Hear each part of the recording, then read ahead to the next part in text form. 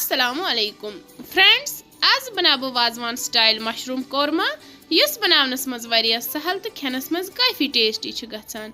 तुह कर जाइए माह रमजानस मज एक लट ट्राई बनाउन, तम पत खेव तुह यह बार बार। उम्मीद छम जे तुह यीउ सोन अजुक वीडियो पसंद तो पक्यू करो स्टार्ट।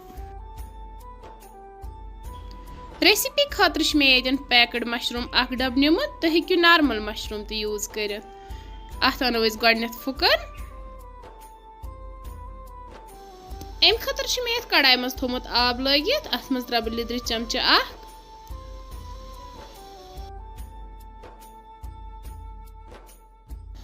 आबस आई ग्रेक, वन त्रा बह अथ मज बटन मशरूम तो अनस बॉयल अख।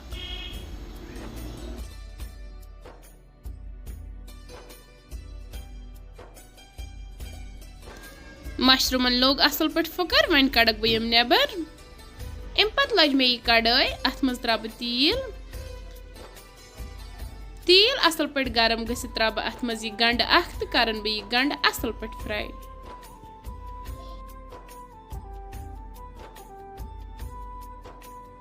गंड त गो असल पे फ्राई, वन कड़न बह यह नेबर तो बना बह अथ पेस्ट। अम पत त्रा बह अथ तेलस मज यम मशरूम यमन अस फुकर थोमुत दित। यम मशरूम त करवोक असल पे फ्राई।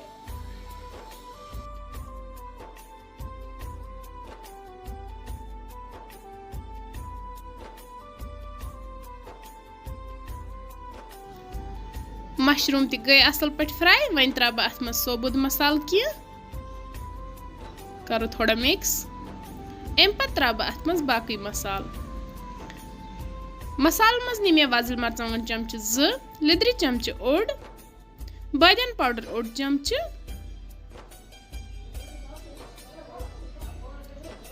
करो मिक्स असल पे। अम पत त्रा बह अथ मज आब लीटर ओड।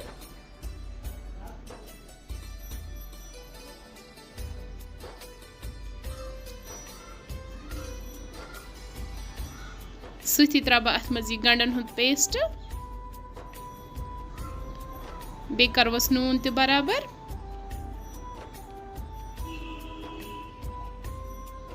अम पत करक बह सारी मसाल असल पे मिक्स तो दिमो अथ पाक तोताम युताम अमिच ग्रेवी फुली रिड्यूस गस।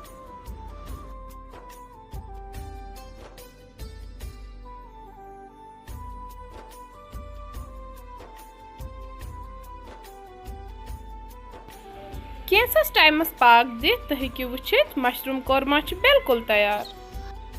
पे त्रा बह थोड़ा सा दानवल, करो थोड़ा मिक्स।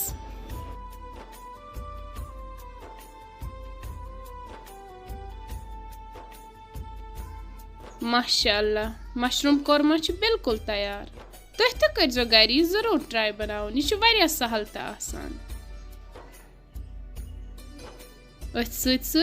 अगर तुह सोन मशरूम कोरमा बनाउन कुन त लिहाज पसंद आमुत, तेल कर सोन चैनल शेयर तो सब्सक्राइब, वीडियो कर लाइक, बे दीजो पनुन फीडबैक तो बेहू रबस हवाल। अल्लाह हाफिज।